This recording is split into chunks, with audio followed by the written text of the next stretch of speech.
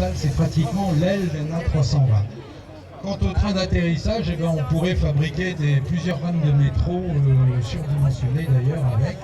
Le train est sorti, les phares sont allumés, on est en finale sur la piste de Muret. La piste commence à avoir peur en se disant « Ne me dites pas qu'ils vont toucher des roues ». Non, ils ne vont pas toucher des roues. On arrive donc pour une remise de gaz et voilà. C'est idiot de l'appeler le monstre, mais c'est un peu un monstre à cause de ses dimensions, mais c'est quand même un avion magnifique.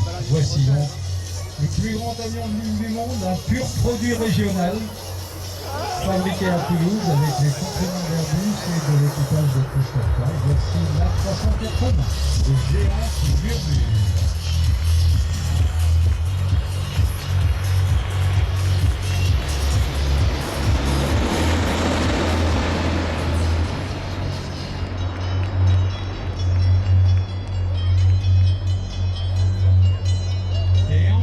Il bouge.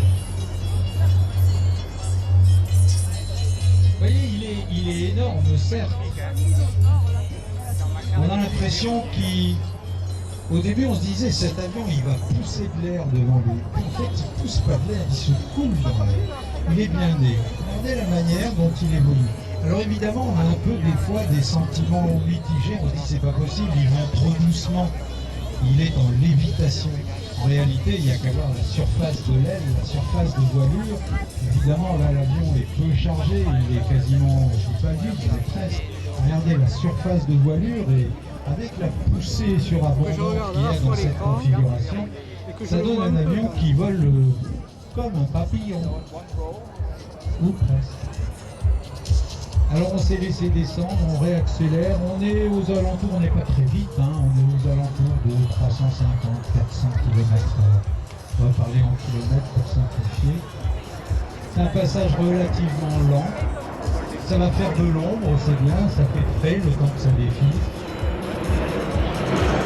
Virage à gauche et on est à pousser.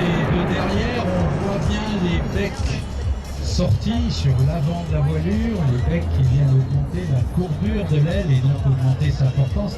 Et regardez comment il monte au ciel. Et puis alors bien entendu, vous entendrez toujours des gens jamais contents vous dire les avions c'est bruyant. Alors on écoute le vacarme.